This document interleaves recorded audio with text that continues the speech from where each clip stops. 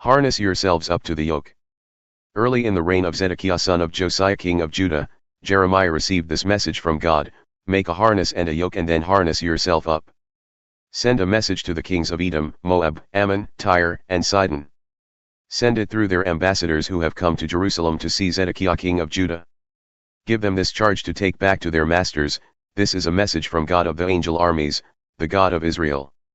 Tell your masters, I'm the one who made the earth, man and woman, and all the animals in the world.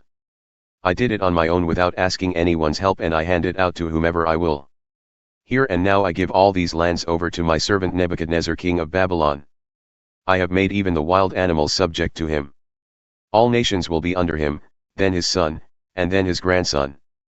Then his country's time will be up and the tables will be turned, Babylon will be the underdog servant. But until then, any nation or kingdom that won't submit to Nebuchadnezzar king of Babylon must take the yoke of the king of Babylon and harness up. I'll punish that nation with war and starvation and disease until I've got them where I want them. So don't for a minute listen to all your prophets and spiritualists and fortunetellers, who claim to know the future and who tell you not to give in to the king of Babylon. They're handing you a line of lies, barefaced lies, that will end up putting you in exile far from home. I myself will drive you out of your lands, and that'll be the end of you. But the nation that accepts the yoke of the king of Babylon and does what he says, I'll let that nation stay right where it is, minding its own business. Then I gave the same message to Zedekiah king of Judah: harness yourself up to the yoke of the king of Babylon. Serve him and his people. Live a long life. Why choose to get killed or starve to death or get sick and die, which is what God has threatened to any nation that won't throw its lot in with Babylon? Don't listen to the prophets who are telling you not to submit to the king of Babylon. They're telling you lies, preaching lies. God's word on this is, I didn't send those prophets, but they keep preaching lies, claiming I sent them. If you listen to them, I'll end up driving you out of here, and that will be the end of you, both you and the lying prophets. And finally I spoke to the priests and the people at large: this is God's message, don't listen to the preaching of the prophets who keep telling you. Trust us, the furnishings, plundered from God's temple, are going to be returned from Babylon any day now. That's a lie. Don't listen to them. Submit to the king of Babylon and live a long life. Why do something that will destroy the city and leave it a heap of rubble?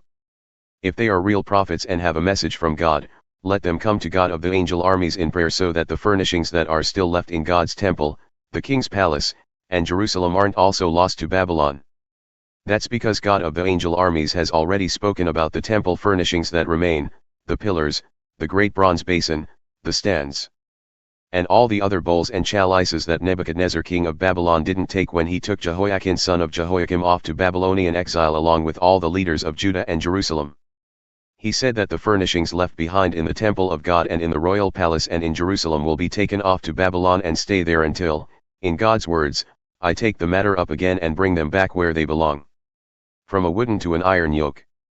Later that same year, it was in the 5th month of King Zedekiah's 4th year, Hananiah son of Atsur, a prophet from Gibeon, confronted Jeremiah in the temple of God in front of the priests and all the people who were there.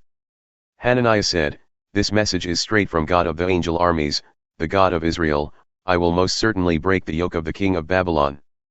Before 2 years are out I'll have all the furnishings of God's temple back here, all the things that Nebuchadnezzar king of Babylon plundered and hauled off to Babylon. I'll also bring back Jehoiachin son of Jehoiakim king of Judah and all the exiles who were taken off to Babylon, God's decree. Yes, I will break the king of Babylon's yoke. You'll no longer be in harness to him."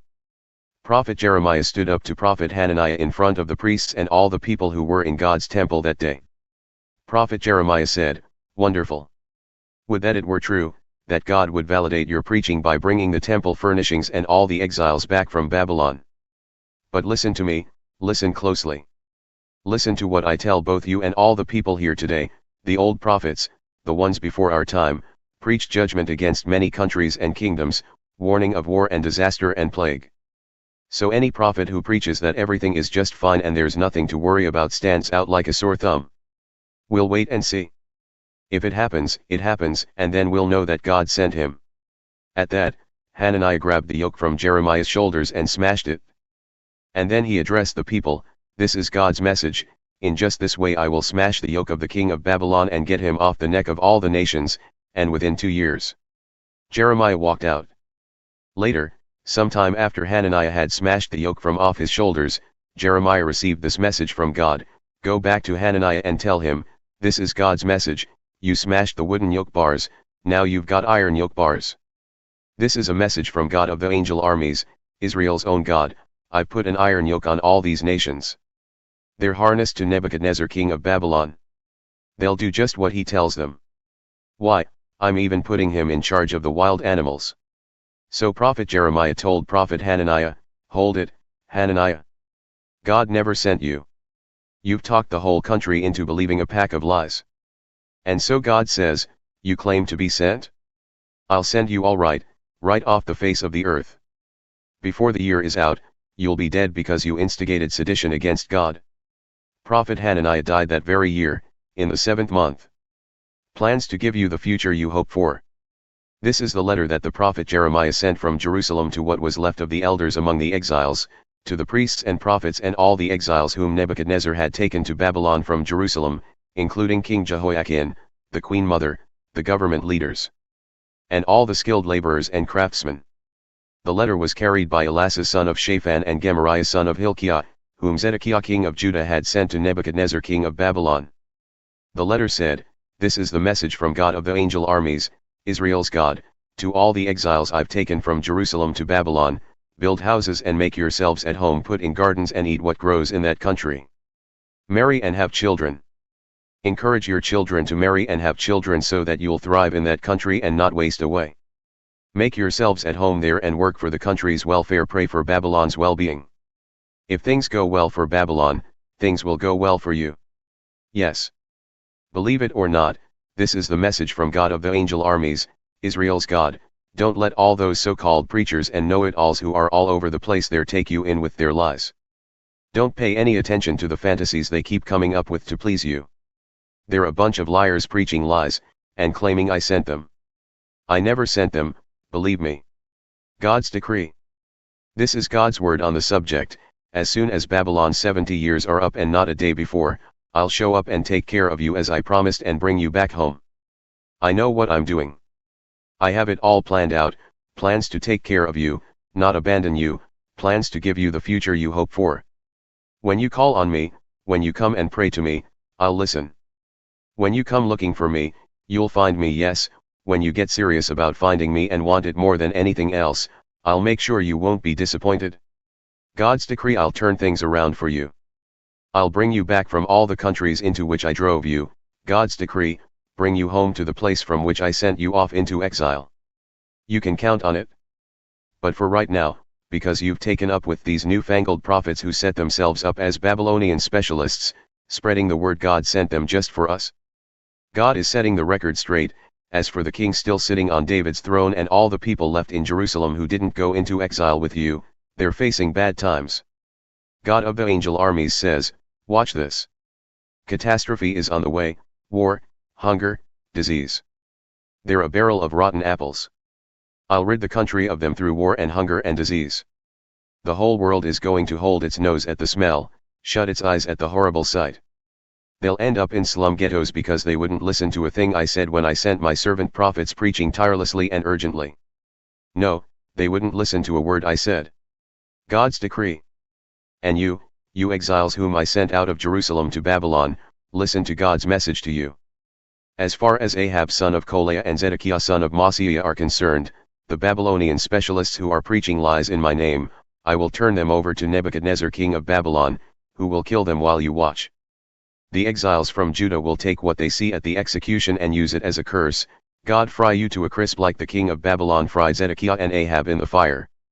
Those two men, sex predators and prophet impostors, got what they deserved. They pulled every woman they got their hands on into bed, their neighbors' wives, no less, and preached lies claiming it was my message. I never sent those men. I've never had anything to do with them. God's decree: they won't get away with a thing. I've witnessed it all. And this is the message for Shemaiah the Neelamite: God of the angel armies, the God of Israel, says, you took it on yourself to send letters to all the people in Jerusalem and to the priest Zephaniah son of Maaseiah and the company of priests. In your letter you told Zephaniah that God set you up as priest replacing priest Jehoiada. He's put you in charge of God's temple and made you responsible for locking up any crazy fellow off the street who takes it into his head to be a prophet. So why haven't you done anything about muzzling Jeremiah of Anathoth, who's going around posing as a prophet? He's gone so far as to write to us in Babylon, it's going to be a long exile, so build houses and make yourselves at home. Plant gardens and prepare Babylonian recipes. The priest Zephaniah read that letter to the prophet Jeremiah. Then God told Jeremiah, send this message to the exiles. Tell them what God says about Shemaiah the Neelamite. Shemaiah is preaching lies to you.